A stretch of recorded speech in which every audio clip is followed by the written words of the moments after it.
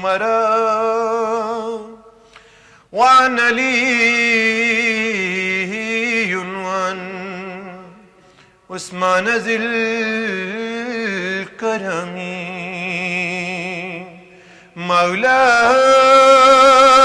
صل وسلم دائما أبدا على حبيبك خير الخلق كلهم.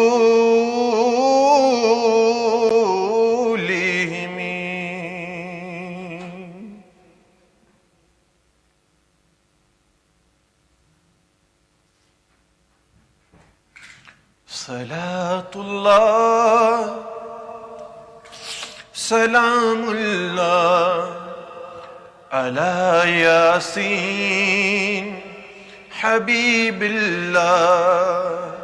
صلاة الله سلام الله على طه رسول الله. صلاة الله سلام الله على ياسين حبيب الله. صلاة الله سلام الله على طه رسول الله.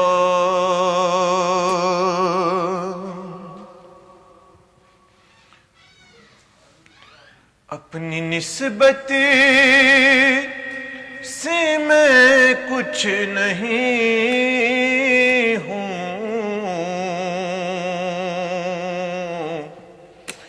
اس کرم کی بدولت بڑا ہوں.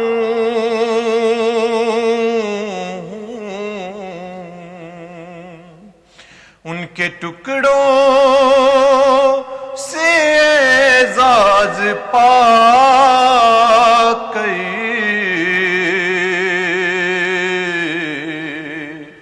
تاجداروں کی صف میں کھڑا ہوں.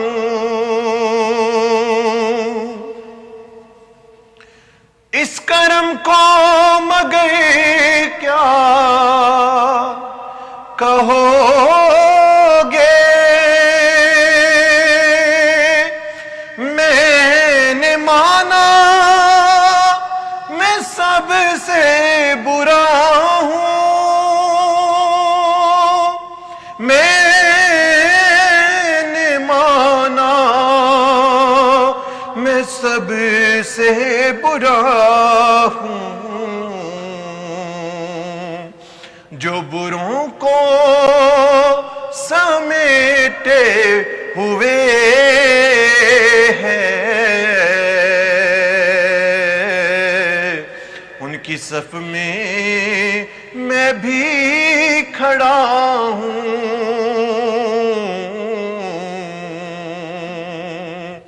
جو بروں کو سمیٹے ہوئے ہیں، ان کے در میں بھی پڑا ہوں. شافعِ مذنباں کے کرم نے لاج رکھ لی میرے کھوٹے پن کی. میرے کھوٹے پن کی نسبتوں کا کرم ہے یہ خالد.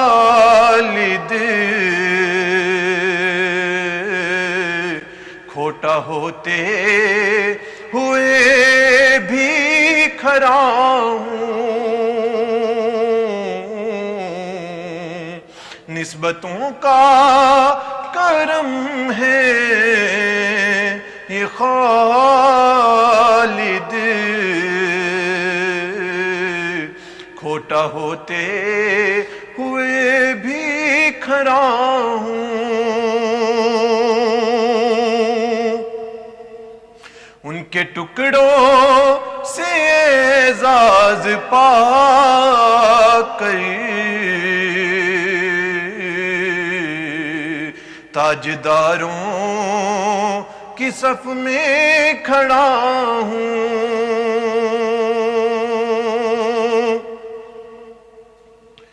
اور دیکھتا ہوں جب ان کی عطائیں،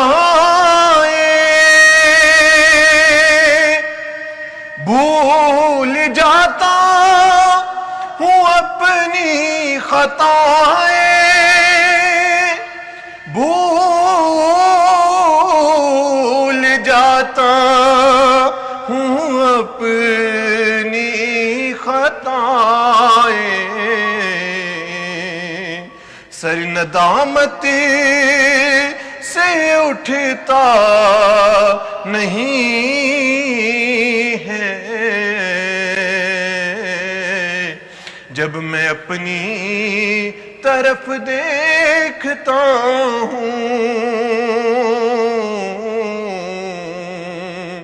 سر ندامت سے اٹھتا نہیں ہے جب میں اپنی طرف دیکھتا ہوں،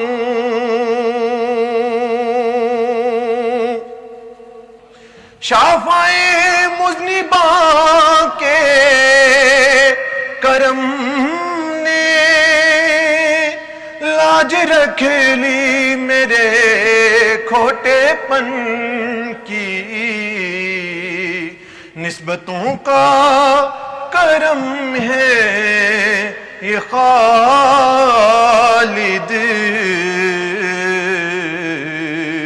کھوٹا ہوتے ہوئے بھی کھڑا ہوں۔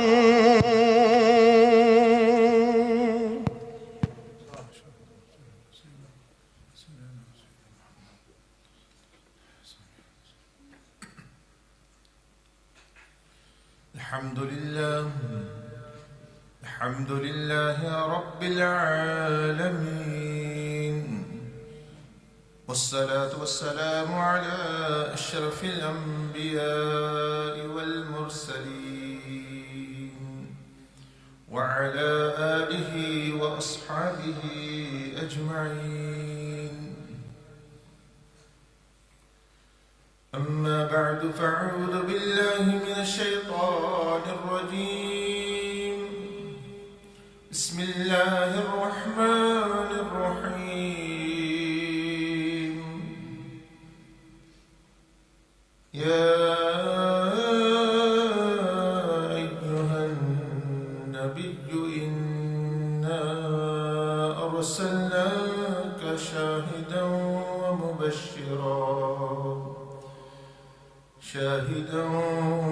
ومبشرا ونذيرا وداعيا إلى الله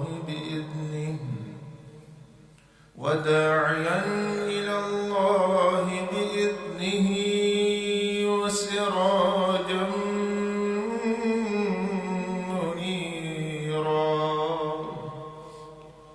وبشر المؤمنين بأن لهم من الله فضلا كبيرا.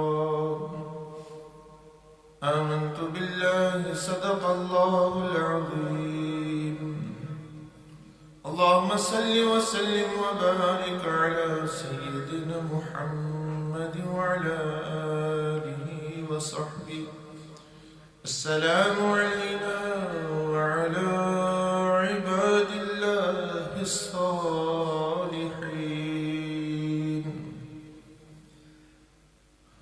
أما بعد،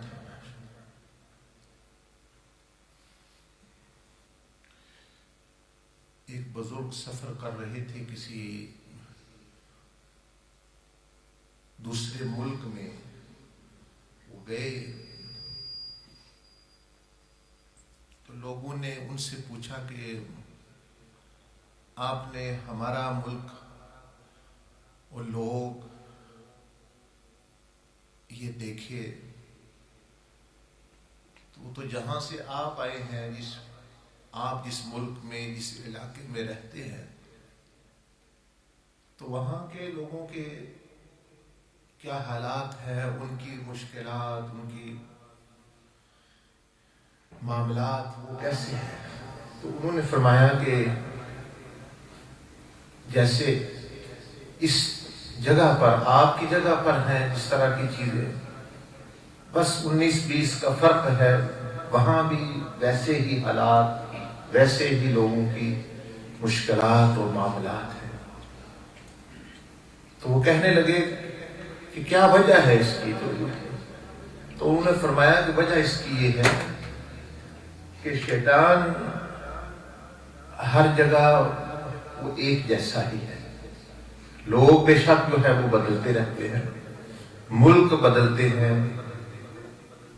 کمیونٹیز اور معاشرے، قومیں، زبانیں، مذہب یہ مختلف ہوتے ہیں بعض مرتبہ، لیکن انہوں نے فرمایا کہ شیطان تو وہی ہے، اور وہ جو بیماریاں پہلے دن لے کے بندے میں آیا، آج بھی وہ ہر بے شک لوگ کہیں جزیرے پہ رہ رہے ہوں یا وہ کسی شہر میں رہ رہے ہوں، کسی گاؤں میں رہ رہے ہوں، تو ان کی بیماریاں، ان کی ذہنی حالت اور جو آپس کے تعلقات ہیں، وہ تقریباً جو مشکلات پیش آتی ہیں وہ جہاں Pakistan, Hindustan, Malaysia, Indonesia, Australia میں ہو یا امریکہ ہو، وہ ایک جیسا ہوتے ہیں، کیونکہ شیطان ہر جگہ وہی اسی کا پلان جو ہے وہ اپنا چلا رہا ہے، اپنے گمراہی کا پلان۔ تو جو اس نے پہلے دن جو چیزیں ازمائی ہیں وہی آج بھی ازما رہا ہے۔ 2-4 چیزیں اس کے پاس 5 بنیادی اس نے حاصل کی، کچھ تو خود اس نے نقصان اٹھایا، ایک تو اس نے خود تجربہ کر کے اس چیز کو جان لیا کہ تکبر بہت بری چیز ہے، یہ بندے میں آ جائے تو یہ بندے کو تباہ و برباد کر دیتا ہے، اس کا، کیونکہ خود اس پر گزری ہوئی چیز ہے نا، یہ تو کہتے ہیں بھئی خود برتی ہے، اپنے پر برتی ہوئی چیز کہ میں کتنا اچھا تھا، کہاں میں پہنچا ہوا تھا، لیکن تکبر میں نے کیا، اپنے آپ کو یعنی بڑا جانا، اچھا جانا، تو وہ میرا کیا حشر ہوا۔ تو اب وہ یہی بیماری ساری مسلمانوں، کافروں، جہاں جہاں بھی لوگ ہیں، وہ یہی اس کو پتہ ہے، یہ بندہ امریکہ میں رہ رہا ہو یا وہ آسٹریلیا میں ہو یا مشرق میں ہو، مغرب میں ہو، مدینہ میں ہو، مکہ میں ہو، تو بیماری مدینہ شریف میں بھی جو منافقین رہ رہے تھے ان کو لگی، مکہ میں جو ابو جہل وغیرہ رہ رہے ان کو بھی یہی بیماری لگی کہ تکبر ہی ہے۔ فیملی میں دیکھ لے، میاں بیوی کا معاملہ ہے، بعض دفعہ اس کا سبب بڑھاپن ہوتا ہے کہ بیوی بعض دفعہ سمجھے میں بڑی ہوں، میں بڑے خاندان کی ہوں، میرا خامد کچھ نہیں ہے، یہ نکھٹو ہے، یہ پڑا ہوا نہیں، وغیرہ وغیرہ، یا خامد یہ سمجھتا ہے کہ میں بہت نیک ہوں، بڑا ہوں، میں کما کے لاتا ہوں، بیوی کچھ بھی نہیں۔ بعض دفعہ یہ سبب ہوتا ہے جھگڑے کا، خاندانوں میں، پارٹیوں میں، یہاں تک کہ مسجدوں میں ایک پارٹی سمجھتی ہے میں زیادہ اچھی ہوں دوسری سے، دوسرے کچھ نہیں ہیں۔ یہ مسجدوں میں جو آپ جھگڑے دیکھتے ہیں، وہ کہیں گے ہم ہیں، وہ کہیں گے نہیں، وہ کہیں گے ہم ہیں، حالانکہ خدمت کرنے کے لیے تو کوئی عہدے کی ضرورت نہیں، خدمت کرنی ہو بندے نے، صفائی مسجد کی کرنی ہے، مسجد کی بل دینے ہیں، مسجد کی، تو اس کے لیے مسجد کا نظام چلانا ہے، تو اس کے لیے عہدے۔ تو شیطان کو ایک یہ اس نے، جیسے میں بتا رہا ہوں آپ کو کہ وہ بزرگ سے پوچھا گیا کہ آپ بڑے دور علاقے سے آئے ہیں، ہمارا علاقہ مختلف ہے، یہاں آپ کے وہاں کیا حالات ہیں؟ تو انہوں نے فرمایا حالات ایک جیسے ہی ہیں، کیونکہ شیطان ایک جیسا ہے، وہ تو آتا پھرتا رہتا ہر ایک کے پاس۔ تو ایک تو اس نے یہ نسخہ کیونکہ اپنے اوپر آزمایا ہوا ہے کہ بڑا اپنے آپ کو سمجھنا میری ہزاروں لاکھوں سالوں کی عبادت پر پانی پھر گیا. دوسرا اس نے یہ آزمایا ہوا ہے کہ حسد جو ہے یہ جب بندے میں آ گئے کہ وہ بندہ جو ہے یہ اتنی خطرناک بیماری ہے. تکبر تو پھر جو ہے، حسد جو ہے پتہ بھی چل جائے فلاں بندہ حق پر ہے، فلاں بندہ سچا ہے، پھر بھی بندہ مانتا ہے. تکبر میں تو بعد مرتبہ پتہ چل جائے میں بڑا نہیں ہوں، کہیں ڈنڈا پڑ گیا، کہیں کوئی مار پڑ گئی، تو وہ اس کا تکبر جو ہے وہ بیٹھ جاتا ہے. میں تو غلط سمجھ رہا تھا، یہ تو مجھ سے بھی بڑے بڑے لوگ ہیں. لیکن حسد ایسی بیماری ہے کہ یہ ایک بندے کو صاف پتہ ہے یہ بندہ اللہ کا ولی ہے، اگر وہ حسد ہے تو وہ مانے گا نہیں، اس کی عزت نہیں کرے گا، اس کو قبول نہیں کرے گا. ہمارے لوگ کرامتیں بیان کرتے ہیں، 1000 آپ کرامتیں بیان کریں، 1000 درجے بیان کریں، اس کو کوئی فرق نہیں پڑے گا. اسی طرح جو ہے ایک بندوں کو کچھ جیسے یہ یہودی تھے، عیسائی تھے، مدینہ میں رہ رہے تھے، ان کو پتہ تھا بہت زیادہ صاف طریقے سے. اللہ پاک نے قرآن مجید فرمایا الذین آتینہم الکتاب یعرفونہ کما یعرفون ابناءہم، کہ یہ جن لوگوں کو میں نے کتاب دی ہوئی ہے، یعنی یہودی ہے یا عیسائی ہے، کہ یہ اے میرے محبوب صلی اللہ علیہ وسلم آپ کو اس طرح پہچانتے ہیں جس طرح اپنے بیٹوں کو پہچانتے ہیں. کوئی شک نہیں ہوتا ان کو کہ یہ ہمارا بیٹا ہے یا نہیں، پکا پتہ ہوتا ہے یہ میرا بیٹا ہے، اس کی شکل پہچانتے ہیں لوگ. اس طرح یہ نبی علیہ السلام کو یہ جانتے ہیں کہ یہ اللہ کے رسول ہے. لیکن اس کے باوجود انہوں نے جب نہیں مانا تو کیا وجہ تھی؟ وجہ یہی تھی حسد جو ہے کہ یہ نبی بنی اسماعیل میں کیوں آگے، بنی اسرائیل میں کیوں نہیں آئے، ہمارے خاندان میں کیوں نہیں آئے جس طرح ہم سمجھ رہے تھے. تو حسد اتنی مہلک بیماری ہے کہ یہ شیطان کو علم ہے کیونکہ اس نے کیا، اور اس کو کوئی شک نہیں تھا کہ آدم علیہ السلام اللہ کے محبوب ہیں یا نہیں. اس میں دیکھیں نا ہمارے لوگ کرامتے بیان کرتے ہیں، یہ وہ کہتے ہیں فلاں بھائی تمہیں جواب دیتے ہیں، تم اعتراض کرتے ہو، آؤ ہم تمہیں جواب دیتے ہیں. وہ جواب سے حاصل کا کچھ نہیں بنے گا، نہ ہی وہ مانے گا. بلکہ امام غزالی رحمۃ اللہ علیہ نے فرمایا کہ جو بندہ جس کے دل میں حسد آ جائے، جن کا انبیاء کا، اولیاء کا، نیک لوگوں کا، تو ان کو وہ جو اعتراض کرتے ہیں، وہ جو سوال کرتے ہیں، اگر وہ جواب اس کا اچھا دیا جائے تو ان کا حسد اور بڑھتا ہے. وہ پھر کیونکہ حسد تو ہے ہی اس وجہ سے، اس کے پاس اچھی چیزیں کیوں ہیں. اور جب آپ کے اعتراض کا، آپ کے سوال کا وہ جواب کرامت سے یا نبی معجزے سے دے گا، تو فرمایا امام غزالی رحمہ اللہ نے کہ جو بندہ حسد کی وجہ سے اعتراض اور سوال کرتا ہے، اس کو جتنا اچھا جواب دو گے اس کا حسد اتنا ہی اور بڑھے گا. وہ تو ایک آگ ہے، وہ تو ایک آگ ہے، وہ اور مچتی ہے، وہ اور زیادہ جو ہے وہ بھانبڑ جو ہے وہ بنتی ہے کہ بھئی اچھا اس نے اتنا اچھا جواب دے دیا. انبیاء علیہ السلام کے ساتھ بھی ایسا ہوا کہ جتنا وہ اچھا جواب دیتے، مثلا کسی نے کہا کوئی چیز ایسا نشانی دکھا دے، انہوں نے چاند کے 2 ٹکڑے اور پہاڑوں سے جانوروں کا نکلنا، اونٹنی کا نکلنا کتنی بڑی، تو وہ ان کا حسد اور بڑا. اور انہوں نے الٹا اور کہا کہ یہ تو پہلے تو وہ کہتے تھے کہ یہ صرف ایسے ہی ہے، نبی نہیں ہے. جب وہ ایسا کیا تو کہنے لگے کہ یہ صرف ایسی بات نہیں ہے کہ یہ جادوگر بھی ہے، کیونکہ دیکھو کتنا بڑا اس نے چیز کر ہے، اب جائے اس کے معنی. تو میں آپ سے یہ عرض کر رہا تھا کہ وہ جو بزرگ ایک دوسرے علاقے میں، دوسرے ملک میں گئے، تشریف لے گئے، تو لوگ حالات پوچھنے لگے بھی آپ کے جیسے آپ چلے گئے پاکستان، آسٹریلیا، امریکہ، وہ پوچھے بھائی وہاں کے لوگ کیسے رہ رہے ہیں، مسلمان، عام لوگ وغیرہ. تو انہوں نے فرمایا کہ جیسے تم لوگ ہو ایسے ہی ہو، اس لیے کہ شیطان ہر جگہ وہ ایک جیسا ہی چل رہا ہے اس کا سلسلہ.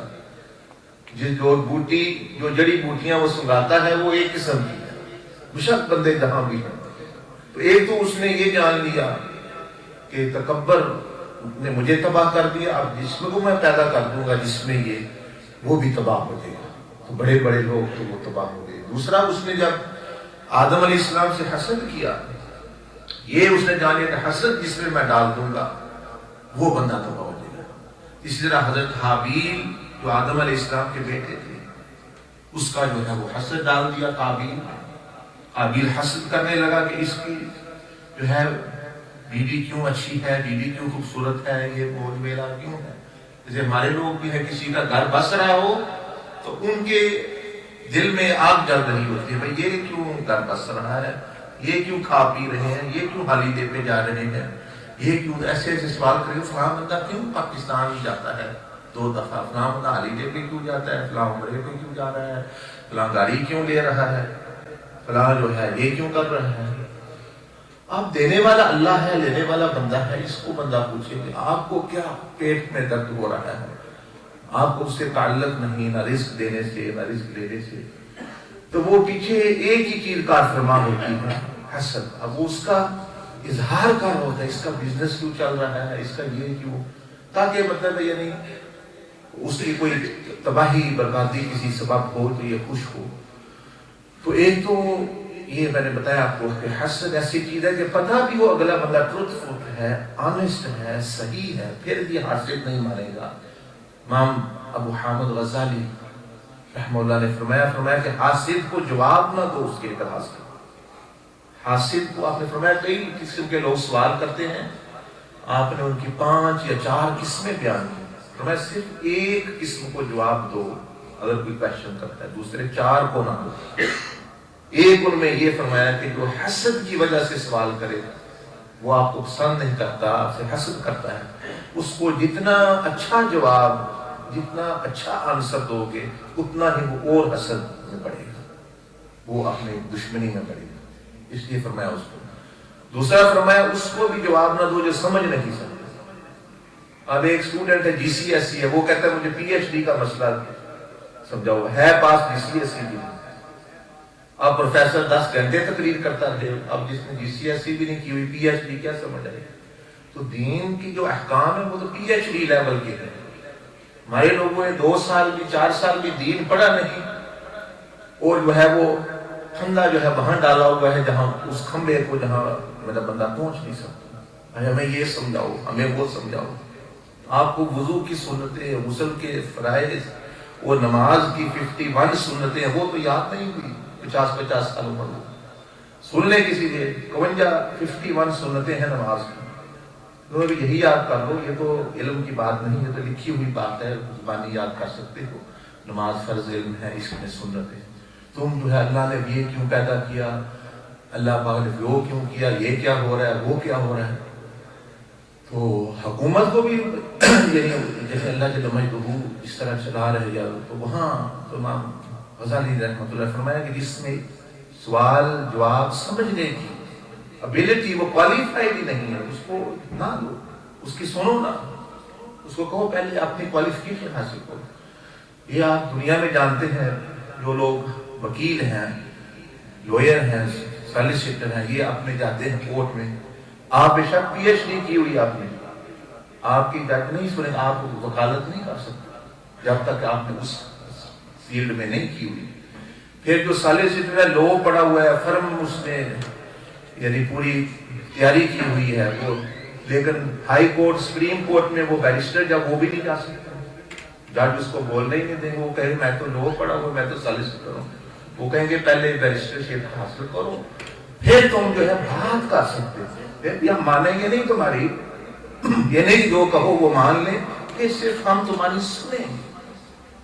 تو یہ جو جب بندہ اس درجے کا یعنی عالم بنتا ہے، علم والا، تو اس کو پھر بات کرنے کی اجازت دین میں، کم از کم وہ بات کر سکے.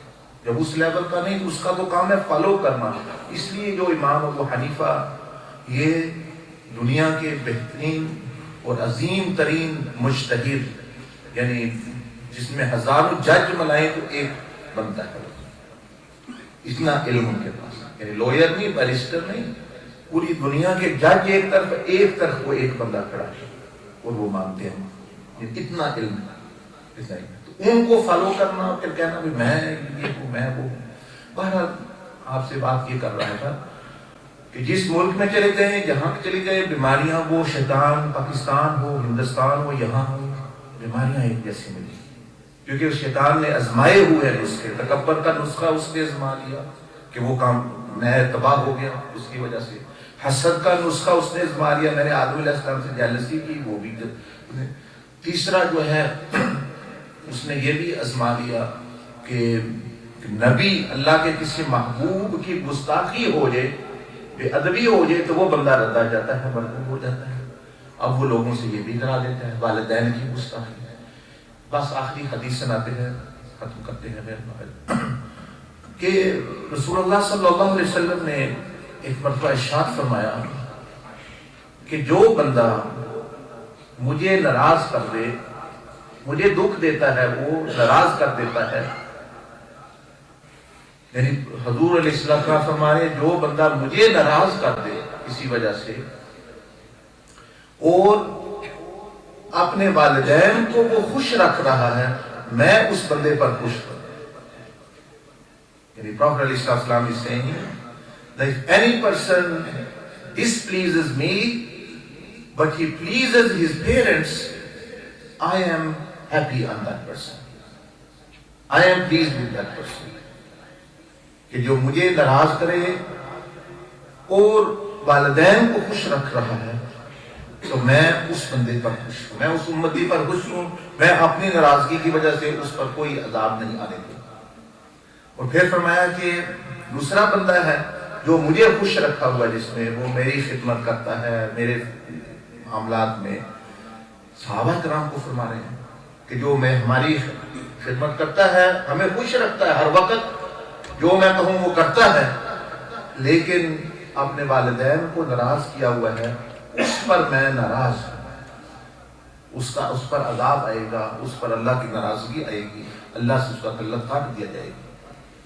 So رسول اللہ صلی اللہ علیہ وسلم said any person who I am pleased with that person, he pleases me, he's happy, I'm happy with him as far as I am concerned, he does my khidmah, but he is displeasing his parents, I am displeased with that person.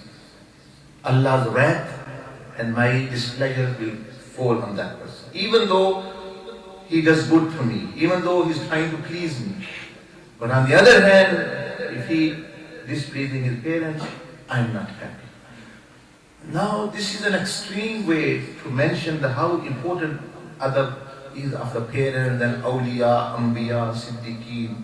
And shaitan knows that when a person does this, he is destroyed. اب دیکھ لیں کتنے لوگ ہیں وہ تو حضور علیہ السلام فرما رہے ہیں جو مجھے بھی خوش کر کے والدین کو ناراض کر دے اللہ اس سے میں بھی اس پہ ناراض ہوں. اور جو بیوی کو خوش کر کے والدین کو ناراض کرے دوستوں کو خوش کر کے والدین کو ناراض کرے پیسے کو حاصل کر کے والدین کو ناراض کرے تو اس پر جو ہے وہ کیسے اللہ اس کا رسول صلی اللہ علیہ وسلم راضی ہوگا. اور فرمایا کہ جو ہمیں تو خوش نہ کرے میں تو اس سے خوش نہ ہوں لیکن والدین اس سے خوش ہوں اس پر میں راضی ہوں وہ جنتی ہو جائے وہ اس وجہ سے جہنم میں نہیں جائے گا. اور ایسے ہی اللہ پاک نے بھی فرمایا کہ میں کسی سے ناراض کوئی بندہ اللہ جل مجدہ کا بھی یہی قرآن مجید میں یہ مفہوم اخذ ہوتا ہے کہ اللہ تعالیٰ ایک بندے نے مجھے ناراض کر کے والدین نے مجھے ناراض کیا ہوا ہے ایک بندے کے والدین نے مجھے ناراض کیا ہوا ہے لیکن وہ بندہ اپنے والدین کو خوش رکھتا ہے میں اس بندے پر خوش ہوں. اور جس کے والدین جو ہے مجھے ناراض کیے ہوئے ہیں his parents don't have good relationship with me but he pleases his parents I am happy in that person. And whose parents have good relationship with me but he displeases them in any way, that's when we say that if parents are non-Muslims, what does non-Muslim mean? Meaning that they don't have any good relationship with Allah. They might na'udhu swearing to Allah subhanahu wa ta'ala. They are saying Isa is the son of God, for example. This is like a blasphemy to Allah subhanahu wa ta'ala. But Allah subhanahu wa ta'ala is saying, you still respect them. If you will disrespect them, you are undispleased with you. Similarly, the Prophet ﷺ is saying that if someone displeases his parents, that he pleases me, I am displeased with that person. And someone who pleases his parents, although I am not happy, he doesn't make me happy, I am still pleased with that person. I won't claim against that person.